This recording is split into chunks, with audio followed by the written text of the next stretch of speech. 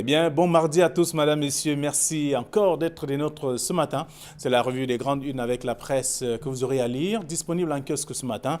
La presse, la nouvelle expression parle de régional, bras de fer entre Kamto et Paul Biya. C'est le titre proposé par le tabloïd, simplement pour expliquer que le président de la République a convoqué les collèges électoraux pour le 6 décembre 2020, alors que le président du mouvement pour la Renaissance du Cameroun réaffirme sa volonté de descendre dans la rue. Tout cela en page 3 du journal. Le même journal parle aussi du boycott des régionales avec les durs. L'emporte au Social Front.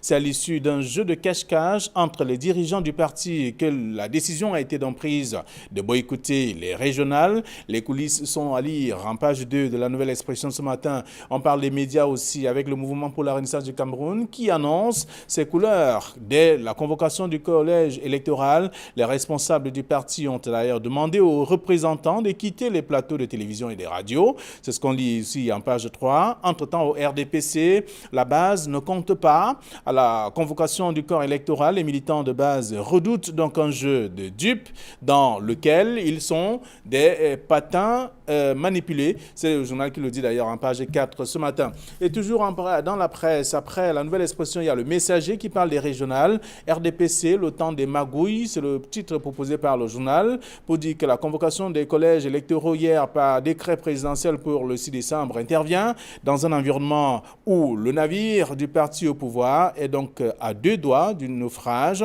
C'est ce qu'on lit en page 3. Le journal parle également du boycott des élections pour la Tangandi. Menace de renvoyer Kamto en prison. Le MINAT annonce que le rouleau compresseur du maintien de l'ordre se mettra en branle contre les protestataires. C'est à lire dans le journal en page 4 et bien d'autres informations dans le même numéro disponible en kiosque ce matin. C'est la presse qui le dit aussi. Et la même presse, il y a Kalarake disponible également en kiosque qui parle du tribunal criminel spécial. Edgar Alem Bengor en jugement pour sa gestion des 20 mai. C'est le journal qui le dit, avec notamment tout un dossier à lire en page 5. Et on parle également de coopération avec des magistrats qui s'insurgent contre le système de gestion de leur carrière. Le débat fait ensuite à une correspondance adressée par le secrétaire général de la présidence de la République au garde des Sceaux au sujet des quotas des promotions en grade prévus donc pour l'exercice 2020. C'est ce qu'on lit en page 3 du journal qui parle également de la Fédération camerounaise de football et parle de rebondissement. La fédération qui relance justement les poursuites judiciaires contre Tombi Aroko Sidiki. C'est en page 4 de ce numéro. Le quotidien Le Jour parle d'autre chose, parle de Yaoundé précisément avec les marchés qui sont sales et les images. D'ailleurs, l'image proposée par le journal reflète un peu la réalité de certains marchés, notamment Mvogada, Mekolo et bien sûr Fundi, qui sont des marchés bien sales de la capitale politique. Et le reportage revient donc sur ces différents marchés et comment est-ce que les populations se comportent, notamment des commerçants et aussi, et même des acheteurs. C'est dans le dossier proposé par le journal ce matin. Le journal s'intéresse à autre chose, parlant des conseils régionaux.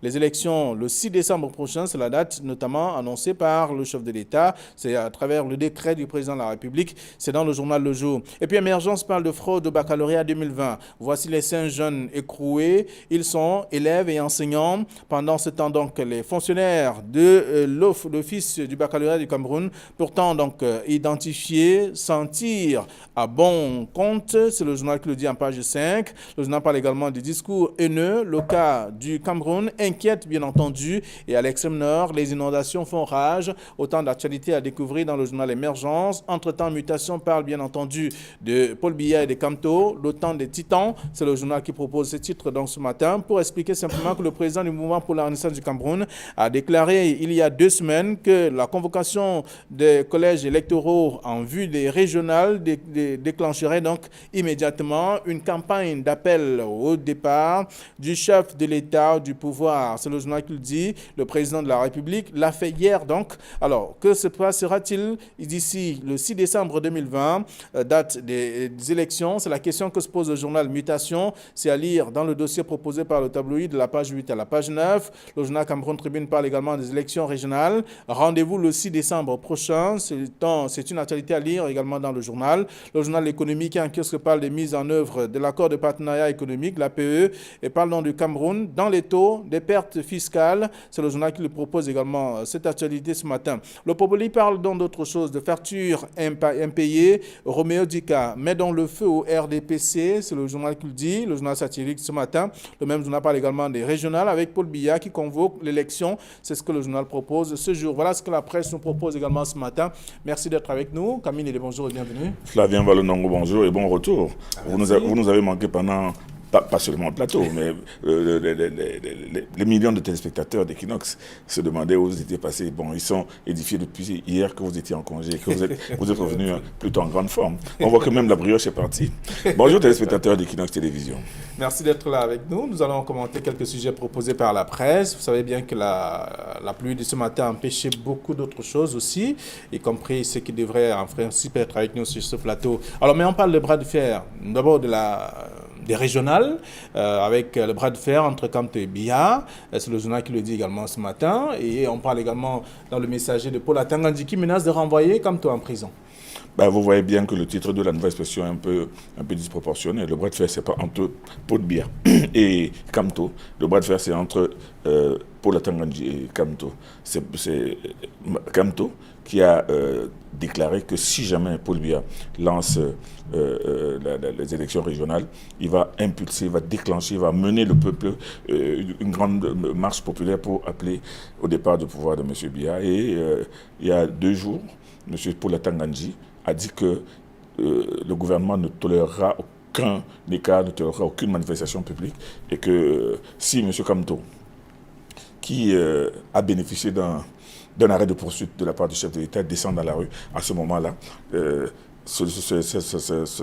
cet arrêt de poursuite remettra les compteurs à zéro et à ce moment-là, il n'y aura pas de cadeau. Bon, on voit donc que d'un côté, M. Kamto qui avait annoncé un vaste mouvement populaire, donc des descentes dans la rue monstres tel qu'il avait demandé, et M. Paul Atangandji dit qu'il n'acceptera pas rien du tout, que le gouvernement n'acceptera pas la moindre incartade. Vous voyez donc que le bras de fer se situe plutôt au niveau de ce président, de ce leader de parti d'opposition. Et là, vous commentez le titre de la nouvelle expression. Oui, je le commente. Parce que le bras de fer n'est pas entre Biya et Kamto. Le bras de fer est entre Atangandji et Kamto. C'est la précision que vous faites bien entendu ce matin par rapport au titre de la nouvelle expression. C'est un peu plus juste, c'est beaucoup plus juste. Pour Biya, on ne l'entend pas, on ne le voit pas, il ne dit rien du tout. Mais c'est pour Atangandji qui répond à la menace. Il répond à la menace par une menace. Donc le bras de fer se situe à ce niveau-là, pas au niveau de Biya-Kamto. D'accord, donc le titre de la nouvelle expression qui parle de bras de fer entre Kamto et Biya devrait plutôt être entre Kamto et Paul Atangandji, selon vous, et en même temps... Je ne suis pas le directeur de la publication, ni même le secrétaire de rédaction de la nouvelle expression, mais moi je pense en réalité que toute proportion gardée, le bras de fer c'est plutôt entre Maurice Kamto qui menace de descendre dans la rue et Paul Atangandji qui dit que quiconque descend se retrouve au pays de si je savais. Voilà. Alors, donc on parle également de la même information dans plusieurs tabloïds ce matin avec bien entendu Mutation qui fait savoir que le temps des titans en ce moment, entre Paul Biya et Kamto. Ça nous rappelle le titre des films. Je ne sais pas si vous vous souvenez à l'époque, le retour des titans, le temps des titans, les titans contre ceci, les titans contre cela. Bon, maintenant, je ne sais pas si il y a 2 titans, si Paul Biya est un titan, si Maurice Kamto est un titan, mais toujours est-il que Mutation qui sait bien choisir ses titres, cette fois-ci, le titre ne fait pas beaucoup sourire. Le titre nous renvoie plutôt à un film. Donc, on verra bien. Alors, une question que se pose le journal également, Mutation qui parle, que se passera-t-il donc d'ici le 6 décembre 2020, date des élections? Parce que ça reste une question. Seuls ceux qui ont une boule de cristal peuvent le dire maintenant. Personne ne peut dire ce qui va se passer. Déjà, on a vu le président du MRC qui a demandé à ses communicants de ne plus participer au débat télévisé. Bon, c'est un signe de quoi? On ne sait pas. Mais il leur a dit, sortez des deux. Je ne veux plus voir aucun de vous sur les plateaux de télévision. Bon, maintenant, de l'autre côté, en face, l'administration territoriale et les services de sécurité sont en train de mettre en place des stratégies de parade en cas d'émeute ou d'insurrection. Donc, dire ce qui va se passer, on ne sait pas, mais toujours est-il que les uns et les autres, avec la communication du ministre Atanga, les uns et les autres savent très bien que descendre dans la rue aujourd'hui, en ces temps de pré-campagne, ces temps pré-électoraux, expose les contrevenants à des désagréments. Donc, moi, je pense que dire aujourd'hui ce qui va se passer demain matin relèvera peut-être de la chiromancie, mais toujours est-il qu'il y en a certains qui sont inquiets, d'autres pas. on verra bien ce que demain nous réserve. D'accord. Alors, la nouvelle expression s'intéresse également au boycott des élections avec les durs l'emportent au Social Democratic Front, le Social Democratic Front qui dit ne pas prendre part également à ce scrutin. Vous savez, le Social Democratic Front a encore à travers la gorge sa décision de boycotter l'élection présidentielle en 1992. Hein? Et on sait ce que ça a donné et on sait ce que le SDF a provoqué comme dégringolade au niveau de l'opposition. Mais aujourd'hui, on peut comprendre que le SDF décide de ne pas participer à cette élection pour la simple raison qu'il a très peu de chances d'avoir des conseillers, dans la mesure où il a très peu de conseillers municipaux. Et vous savez très bien, on prend une calculette en main, on verra que les conseillers municipaux du RDPC sont extrêmement, c'est-à-dire que sont majoritaires, absolument majoritaires, un peu partout au Cameroun aujourd'hui. Donc, mais ça n'empêche pas certains partis, comme par exemple le PCRN, qui a des élus dans certaines régions de ce pays et qui peut estimer, qui peut être sûr d'avoir des conseillers. Mais le MRC n'aura pas ne pourra pas participer puisqu'il n'ayant pas d'élus. Le SDF, bien qu'il y ait quelques élus, sait très bien qu'il a très peu de chances de passer. Donc moi je pense que la décision de boycotter, du SDF et du MRC, de boycotter ces élections, ressemble un peu à une fuite en avant. C'est-à-dire qu'on veut transformer en une sorte de victoire, mais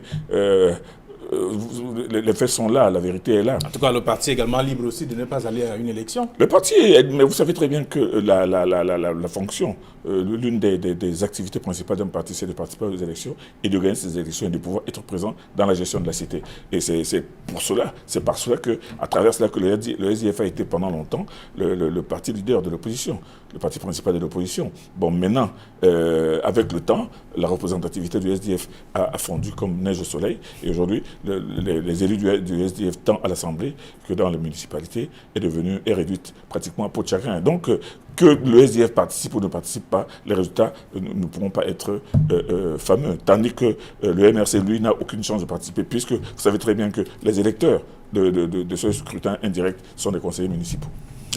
Alors, il y a également le journal, la nouvelle expression qui parle du RDPC avec la base, qui ne compte pas. C'est d'ailleurs ce que certains militants disent aussi, avec ces militants de base qui redoutent même un jeu de dupes dans lequel ils sont des potins manipulés.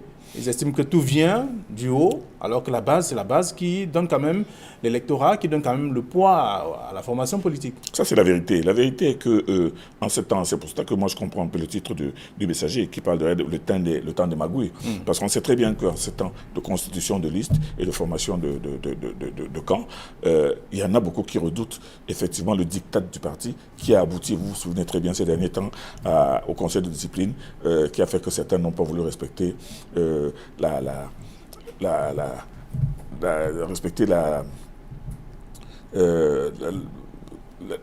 discipline du parti. Donc aujourd'hui, on voit des gens qui estiment légitimement qu'ils peuvent être en liste, mais il y en a beaucoup qui se disent que forcément, même après la constitution des listes, la dernière décision viendra du comité central. Et c'est pour ça qu'il y a des grincements dedans à la base.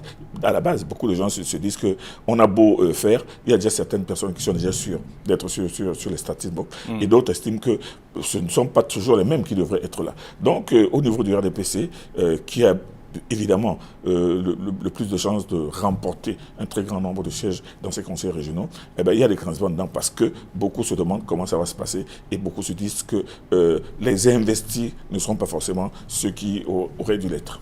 Alors, toujours dans le RDPC, on voit bien avec le titre de l'Opopoli ce matin, facture impayée, Roméo Dika met le feu au RDPC. Vous savez, la sortie musclée de Roméo Dika et le venin qu'il crache contre le gouvernement et contre le RDPC, moi, je me dis que c'est la réaction de quelqu'un d'aigri, de quelqu'un qui s'est fâché. Pendant longtemps, on a entendu Roméo Dika défendre bec et ongle le RDPC et parfois même justifier... C'est le divorce maintenant?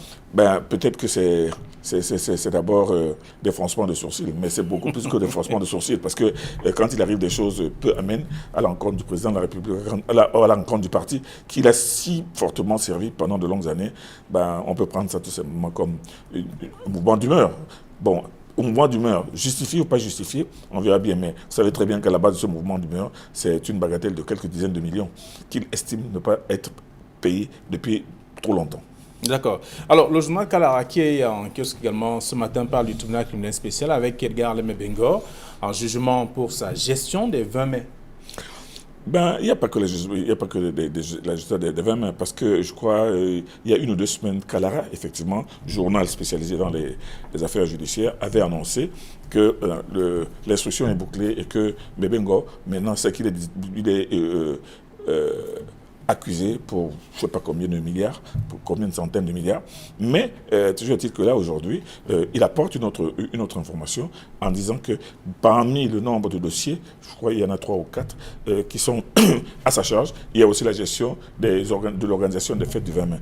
Bon, là, aujourd'hui, on voit que l'ordonnance de renvoi en police criminelle de Alain Edgar Mebengo aura pris un peu plus d'1 an. Ça veut dire qu'au moment où on l'arrêtait, les accusations n'étaient pas encore fondées, le dossier n'était pas encore en état, mais on l'a d'abord arrêté, on l'a mis en prison, il a fait 1 an en prison, et maintenant, on a récolté, on a eu le temps de compulser ce qui va constituer les charges contre lui. Bon, maintenant, est-ce que, vous savez aussi comment ça se passe aussi, les instructions, quand le détenu lui-même est en prison, et que les investigations se font hors de sa présence, et parfois même sont manipulées par les uns et les autres. Toujours est-il que le procès Alain Edgar Mebengo, on l'accuse d'avoir détourné plus de 100 milliards. C'est 100 milliards, non, je crois. Plus de 100 milliards. Alors 100 milliards de francs, il faudrait bien qu'on le démontre. Il faudrait bien que l'accusation... C'est quand même une forte somme d'argent. Une très forte somme d'argent d'accusation le démontre et que bon, lui-même aura certainement le moyen de se défendre. Vous savez, entre les accusations et parfois la réalité des faits, il y a parfois un écart. Vous avez entendu Amadou Vamoulke qui est en prison depuis 4 ans pour un détournement présumé d'1 dizaine de milliards. On n'arrive toujours pas à ouvrir le dossier. Donc, Alain Edgar Mebengo, qui a été une personnalité de pointe, personnalité qui a occupé des postes très très sensibles, des postes que pratiquement pas plus de 2 personnes ont occupé dans ce pays. Il a été préfet du Fundi, directeur du cabinet civil, délégué général de la Sécurité nationale, ministre de la Défense, ministre des Transports. Ça, il y a très peu de ministres qui peuvent se targuer d'un tel parcours. Donc aujourd'hui, il est en prison pour des détournements supposés. Bon, on verra bien ce que ça va donner. Il ne faut pas oublier que non seulement il avait beaucoup d'admirateurs, mais il avait aussi beaucoup d'ennemis. Bon. Donc, le tribunal criminel spécial a bouclé, du moins, l'instruction. 18 mois après, bien entendu. 18 mois, l'instruction a mis 18 mois pour boucler maintenant les charges. Bon, maintenant, on va voir ce que ça va donner. Et ce qui va être intéressant, ce n'est pas d'attendre tout simplement le jugement, mais c'est de suivre les débats. Parce que ce qui est un peu embêtant avec les journalistes, c'est qu'ils font des grands titres, mais ils ne suivent pas le dossier. Et moi, je pense que Kalara, qui est le seul journal spécialisé dans le traitement des affaires judiciaires, rendra régulièrement compte. Mais moi, je pense que les journalistes devraient tout le temps, avec des gros dossiers comme cela, les suivre pas à pas, être dans les palais de justice pour écouter et les accusations et les arguments de défense. Donc, le dossier Alain Edgar Mebengo va certainement passer au tribunal d'ici quelques jours. Et il serait donc intéressant aux journalistes de les suivre et d'entendre et non plus se contenter des commentaires ou Il est question, selon bien sûr le journal ce matin, que Edgar Leme Bengor et son épouse s'expliquent justement sur les dépenses et autres qui sont évoquées par le journal. C'est à lire en page 5. Et puisqu'on parle du journal, on parle du tribunal également. Il y a la corporation qui est un peu fâchée. Des magistrats s'insurgent contre le système de gestion de leur carrière. D'ailleurs, le journal fait savoir que le débat fait suite à une correspondance du secrétaire général de la présidence de la République adressée au ministre de garde des Sceaux, le ministre de la Justice, pour revoir un peu le quota des promotions de grades prévues pour 2020. Vous savez, il y a toujours eu des magistrats fâchés.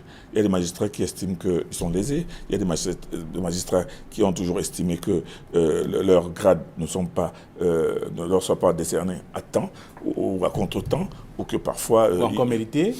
Voilà. Donc, ce qui fait qu'il y a toujours eu des récriminations au niveau des grades. Mais moi, je me souviens d'un magistrat que j'ai rencontré quelque temps avant le vaste mouvement, qui dit qu'il devait passer magistrat 4e grade depuis 2 ans, mais que ce n'est pas encore arrivé, et que là, cette fois-ci, il est au même poste, sur le même poste depuis plus de 5 ans, sans avoir la possibilité de passer chef de juridiction, et que lui, vraiment, là au prochain prochains mouvements. Si, Est-ce qu'il n'a pas reçu de sanctions entre-temps aussi? Parce aucune que sanction. Ce sont des Justement, éléments qu'il faut contrôler. C'est parce qu'il disait qu'il n'a reçu ni sanction, ni même injonction de ceci, de contrôler ceci ou de cela, mais parce qu'il estime qu'au niveau de la chancellerie, il y a tout un système qui fait passer beaucoup plus facilement certains que d'autres. Bon, vrai ou pas vrai, toujours est-il que avoir aujourd'hui la lettre du ministre secrétaire général de la présidence de la République demandant au garde des Sceaux de revoir un certain nombre de choses, ça veut dire qu'il y a énormément de récriminations qui sont certainement montées jusqu'au lui et qui motivent cette sorte de remise à plat. D'accord, c'est le journal Kalara qui révèle le sujet ce matin en page 3. Vous aurez l'occasion de lire aussi et donc faire lire également. Alors, le quotidien Émergence parle de 5 jeunes écroués à la prison à la suite notamment de fraude au baccalauréat 2020. Mais seulement, le journal fait savoir que ce sont des enseignants et des élèves qui sont concernés. Mais entre-temps, les fonctionnaires même de l'office du baccalauréat qui ont quand même été cités dans cette affaire sont pratiquement libres aujourd'hui. Mon sentiment dans cette affaire, j'ai un curieux sentiment. J'ai l'impression que la presse est en train de vouloir jouer les avocats. Des avocats pour une histoire qui est extrêmement grave. C'est-à-dire que la fraude et la tricherie, ça c'est des choses qui n'étaient pas portées à la une des journaux depuis très très longtemps. Mais je ne comprends pas comment aujourd'hui les journaux sont pratiquement en train de prendre la défense des élèves, alors que ces élèves-là n'ont pas été arrêtés par hasard. J'étais avec un avocat hier qui m'a demandé est-ce que les épreuves-là sont tombées du ciel pour être entre les mains de l'élève. Mais c'est très grave. Et c'est pour ça que moi, je vois, je ne sais pas dans quel journal ce matin, où on a donné ce que dit la loi sur la fraude, aussi bien pour les enseignants que pour les élèves, pour ceux qui en profitent. Donc, moi, je pense que avec cette affaire de fraude aux examens, avec les personnes déjà arrêtées, avec mais en parcourant Émergence quand même, on comprend bien que ce sont les élèves qui payent le prix, alors que ceux qui sont chargés de gérer ces épreuves sont en liberté. Mais les élèves ne savent-ils pas que en trichant aux examens, eux-mêmes ils s'exposent à des poursuites? Les élèves pensent eux-mêmes qu'en trichant aux examens, eux-mêmes, quelle opinion peuvent-ils avoir d'eux-mêmes? Quelle est la valeur réelle? Quelle valeur réelle peuvent-ils avoir? Peut-être je vais parler comme l'avocat que vous avez rencontré. Est-ce que l'épreuve est tombée du ciel ou est-ce que l'élève a pris l'épreuve? Mais vous savez, il y a un système qui fait qu'il y a certains élèves qui ont peut-être quelqu'un qui est là-bas à l'office du baccalauréat ou bien des gens du baccalauréat ont fait des propositions. Parce que cette histoire, c'est une affaire d'argent. C'est une affaire d'argent. Alors qu'un élève puisse avoir des épreuves et les dispatcher au niveau de ses élèves, ça veut dire que lui-même ne l'a pas fait gratuitement. C'est une vaste mafia. Moi, je pense qu'il ne faut pas regarder cette affaire sous un œil de sensible. On dit que non, les enfants sont tout petits, ils doivent pas... Non. Moi, je pense qu'il y a une question et moi, je pense que ce sera une sorte de leçon qu'on va donner à tous ceux qui voudront demain après de mettre tricher. Vous savez, je me souviens de l'époque où M. Amadou Ndamdieu, paix à son âme, était ministre de l'Éducation nationale. Un élève qui triche aux examens, il est collé au moins pour 5 ou 6 ans. Un élève qui a une moyenne qui est trop ridicule, il est collé pour plusieurs années. Moi, je pense qu'il faut que les élèves reviennent aussi à l'orthodoxie. Ils vont regarder, avant les examens, vous avez vu circuler dans les réseaux sociaux toutes sortes de stratégies pour cacher des petits documents ou des petits bouts de papier. Ce n'est pas possible. La jeunesse camerounaise ne peut pas adorer les raccourcis de cette manière au point d'attendre l'examen pour obtenir des épreuves qui viendront de la roue. Moi, je pense que la décision d'ester, de traduire devant les tribunaux et les responsables de l'office du bac et les élèves, moi, je pense qu'il n'y a pas deux poids, deux mesures parce que la loi est claire quant aux personnes dont la responsabilité est établie au niveau de la commission de l'infraction, parce que c'est une infraction. La tricherie dans un examen officiel, c'est une infraction. Et voilà. Donc on va lire ça également, on va lire l'information dans le journal Émergence ce matin, fraude au baccalauréat 2020. Voici les 5 jeunes écroués. Et là, la suite aussi à découvrir dans le même numéro. Alors autre chose à lire également dans le quotidien Le Jour. On parle de Yaoundé avec les marchés qui sont sales. Une image reflète d'ailleurs la réalité. Les marchés de la capitale politique. On a cité quelques-uns, Vogada, Mokolo et Mfundi. La saleté de ces marchés ne date pas d'aujourd'hui. Bon, moi je pense qu'aujourd'hui, si le jour a vu bon d'en parler, c'est parce que certainement cette saleté a atteint déjà un niveau critique. Vous savez, même à Douala, les marchés, les grands marchés sont de plus en plus mieux tenus, sont de plus en plus aseptisés, mais du côté de ces marchés de Yaoundé, les légumes sont pratiquement étalés à même le sol. et puis, il y a, à côté d'immondices et à côté des tas de boue, non, moi je pense que c'est une opération c'est un article qui devrait inciter et les autorités municipales et même les usagers et même les acteurs des marchés à faire preuve d'un peu plus de propreté. Parce que vous savez, en ces temps de coronavirus, le champ est libre pour la propagation du virus. Donc, un effort, moi, on n'a qu'à faire le tour des grands marchés de Douala, on verra que systématiquement, il y a des opérations et de curage du caniveau et de déblayage d'immondices et tout ça qui sont faits au jour le jour. Et là, c'est le quotidien Le Jour qui a mené d'ailleurs une enquête, c'est à lire dans le journal ce matin. Le reporter a fait le tour de plusieurs marchés et s'est rendu compte que la saleté occupe vraiment de l'espace dans ces espaces marchands. Et là, on va lire aussi autre chose dans le journal le quotidien de l'économie qui en parle, qui parle des mises en œuvre de l'accord de partenariat économique. Aujourd'hui, le Cameroun est dans les taux des pertes fiscales.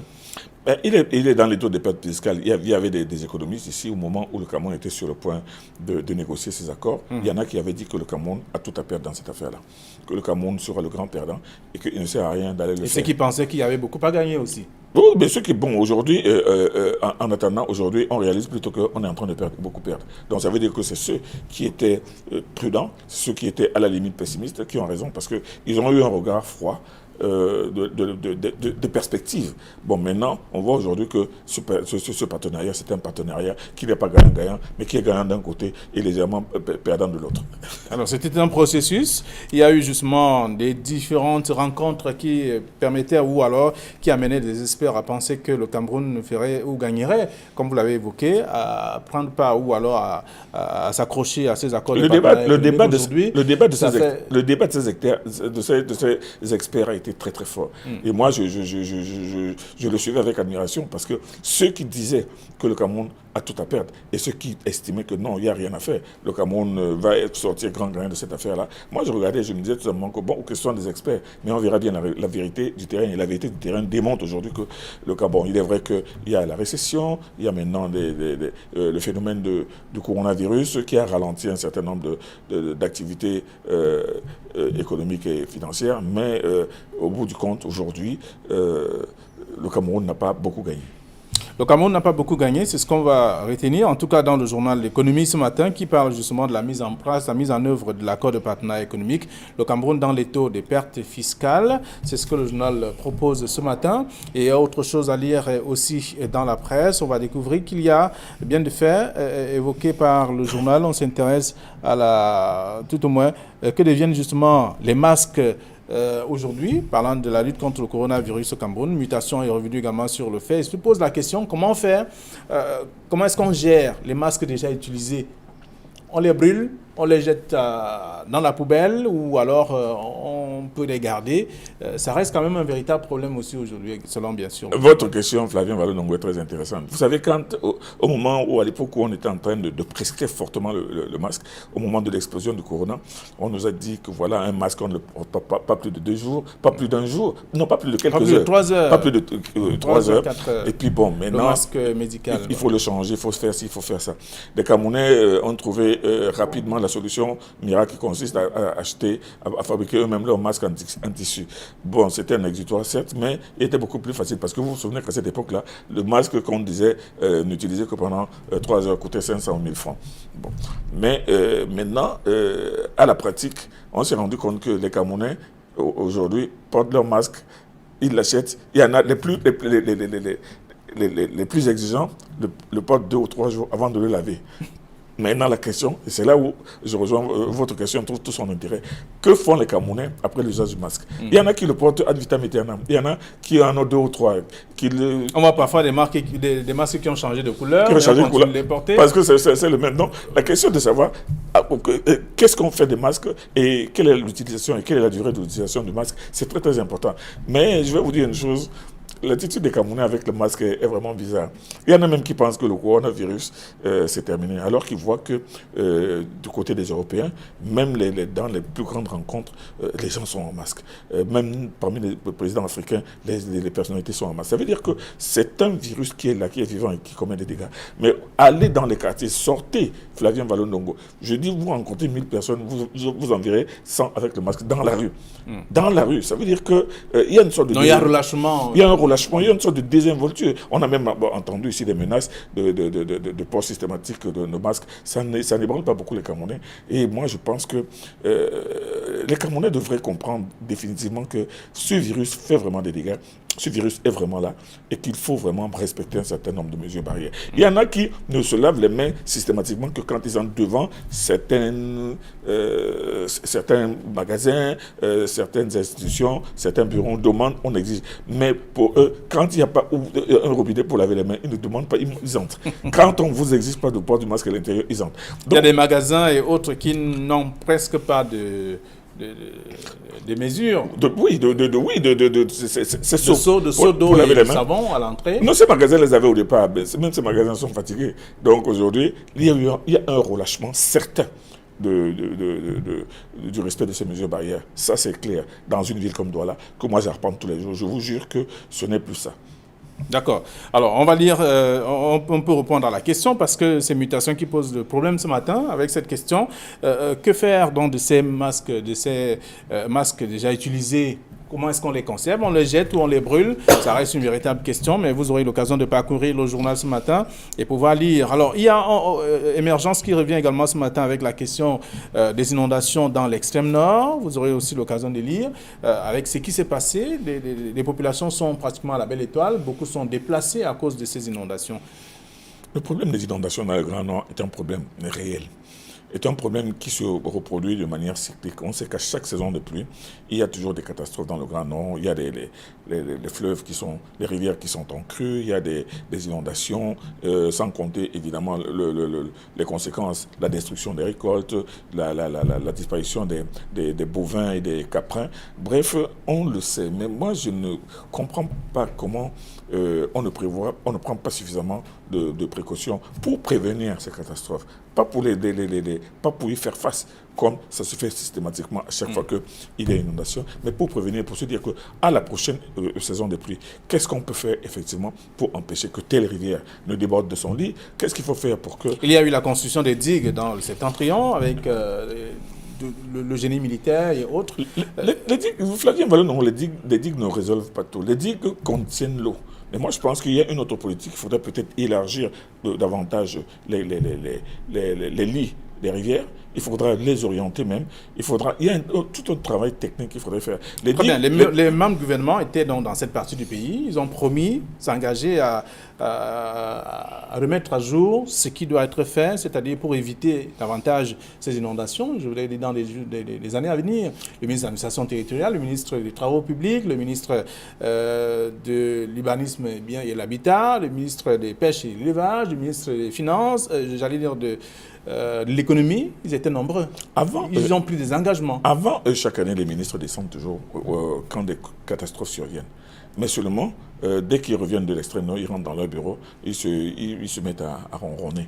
Non, je pense qu'il faut une mesure forte. Et cette commission qui vient de faire un grand tour là-bas, composée du ministre Tangandji, du ministre Kesha Cortés et tout le reste, moi je pense que même avec l'accident qu'ils ont eu, devrait comprendre l'urgence, effectivement, de la prise de mesures beaucoup plus fortes. C'est-à-dire que des mesures préventives.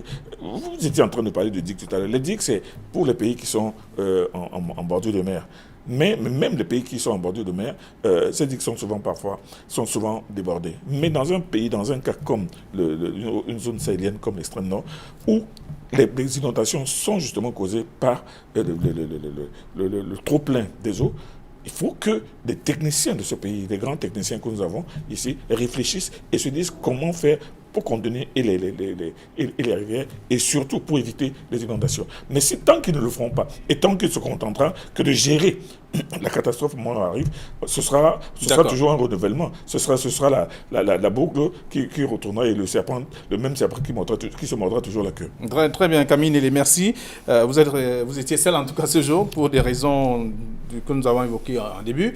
La pluie a empêché, en tout cas on le sait bien. C'est vrai que ça reste une véritable situation aussi. Merci. Demain, le cas sera corrigé. Nous serons davantage comme à l'accoutumée sur ce plateau pour la 3e édition de la semaine, la revue des grandes unes. Nous serons mercredi. Bonne journée à vous, bon retour. De même à vous, Flavien. Merci également. Allez, vous aurez l'occasion de lire la presse et autres parfums de l'actualité. Demain, ce sera un autre jour. Bonne journée à tous.